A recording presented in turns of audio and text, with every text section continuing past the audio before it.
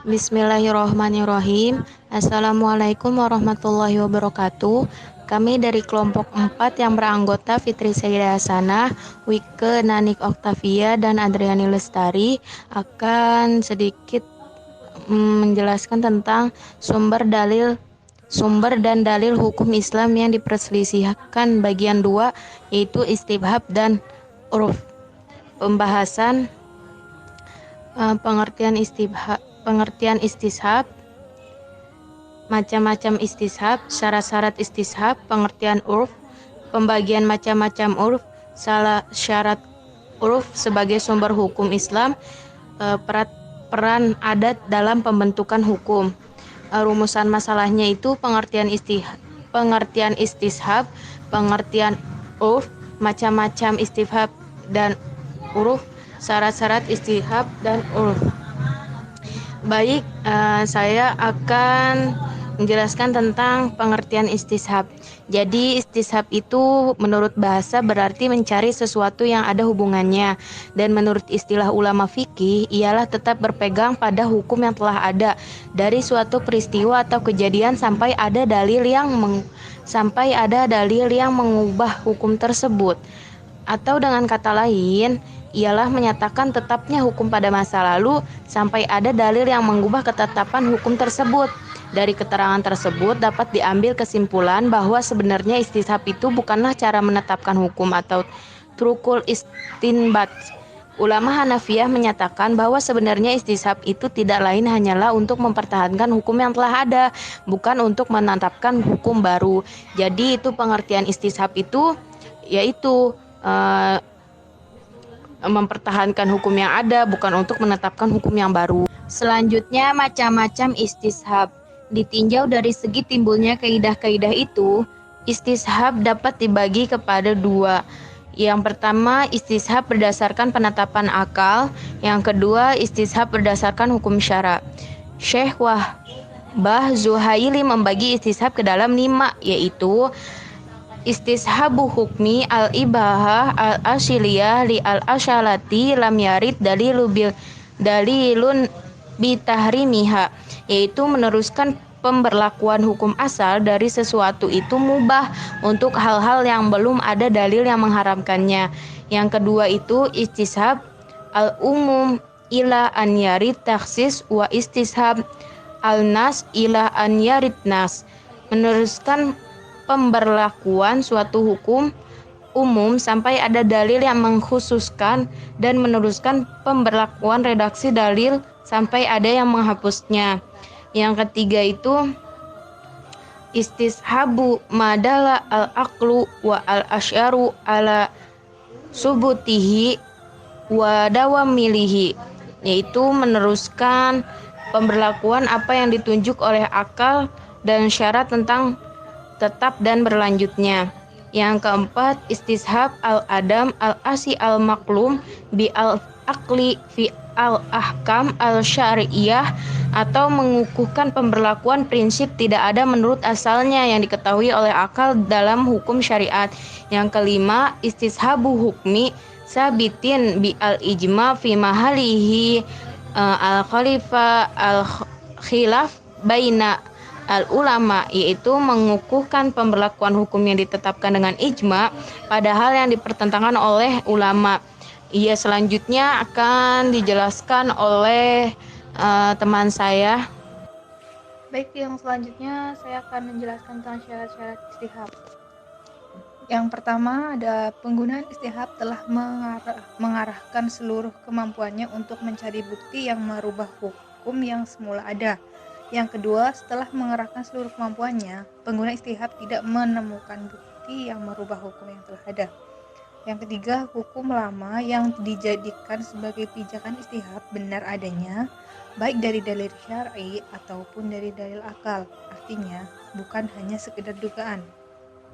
Yang keempat, hukum lama yang dijadikan sebagai pijakan istihab bersifat mutlak atau umum, yang artinya dalil lama tersebut tidak menunjukkan keberlakuan dirinya secara terus-menerus, tidak pula menunjukkan ketidakberlakuannya sampai batas waktu tertentu. Karena bila demikian halnya, maka itu tidak disebut menggunakan istihab, melainkan disebut menggunakan dalil tersebut. Yang terakhir ada tidak terjadi kontradiktif antara istihab dengan nas yang ada.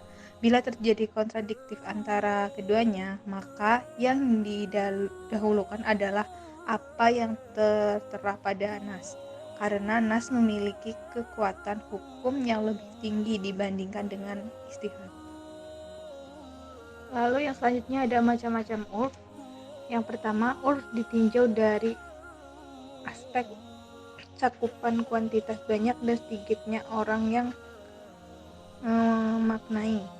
Yang pertama, urf umum. Urf umum adalah urf yang berlaku untuk semua orang di semua negeri dalam suatu perkara, seperti akad istina yang sudah menjadi ketentuan umum demi memenuhi kebutuhan jual beli muata. Yang kedua ada urf khusus. Urf khusus adalah urf yang dipakai di negeri tertentu atau oleh golongan tertentu. Ditinjau dari peletakannya atau lapangan pemakaiannya. Yang pertama ada urf quality atau kata-kata. Urf kata-kata biasa terjadi apabila suatu kata-kata atau susunan kata-kata biasa dipakai oleh orang banyak untuk suatu pengertian tertentu, sehingga apabila kata-kata tersebut diucapkan secara mutlak tanpa asosiasi pikiran atau tanda-tanda tertentu, maka pengertian tersebut lekas diterima oleh pikiran mereka. Seperti kita di rahim yang berarti uang. Seperti kata dirham yang berarti uang yang berlaku di suatu negeri. Yang kedua ada urf fi'li atau perbuatan. Sementara urf perbuatan ialah kebiasaan orang banyak dalam melakukan perbuatan tertentu dalam budaya masyarakat Arab. Urf fi'li dapat kita saksikan pada transaksi jual beli tanpa ijab dan qabul, atau yang disebut dalam istilah faqih ba'il mutaha yang sudah umum terjadi.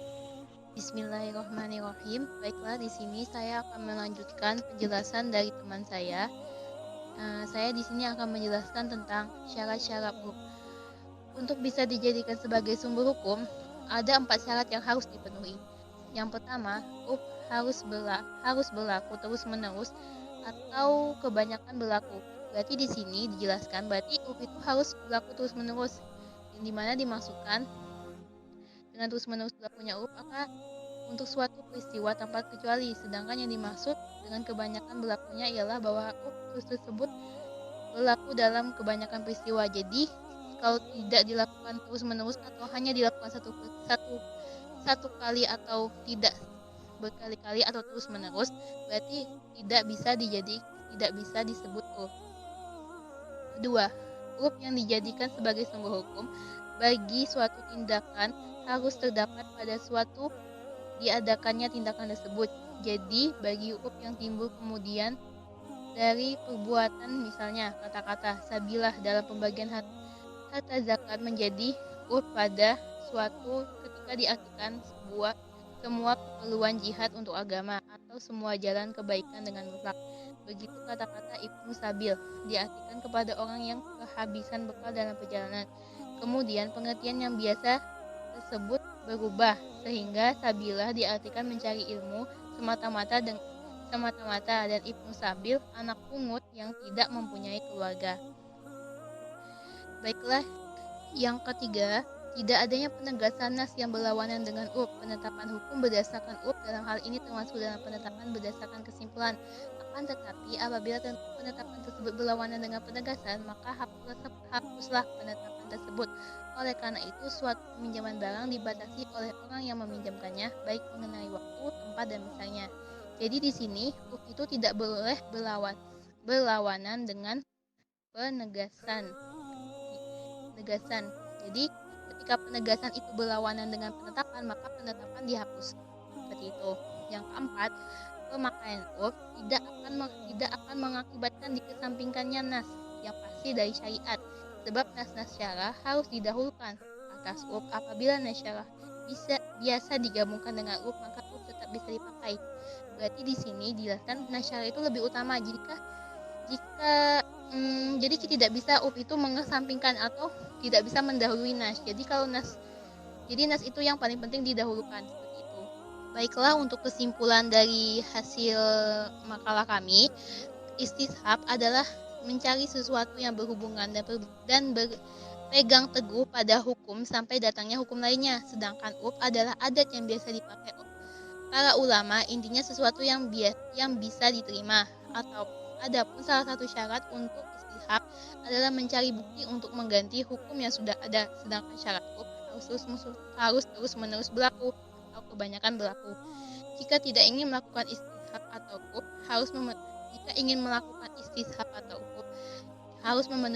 harus memenuhi syarat-syarat yang sudah ditentukan atau yang jika syarat itu tidak terpenuhi, maka urf atau istishab tidak bisa dilakukan. Baiklah, sekian dari kelompok kami. Mohon maaf jika terdapat kesalahan dan kekurangan, karena sesungguhnya kesalahan itu milik kami, sedangkan kesempurnaan hanya milik Allah Subhanahu wa taala. Kami tutup dengan wabillahi taufiq wal hidayah. Wassalamualaikum warahmatullahi wabarakatuh.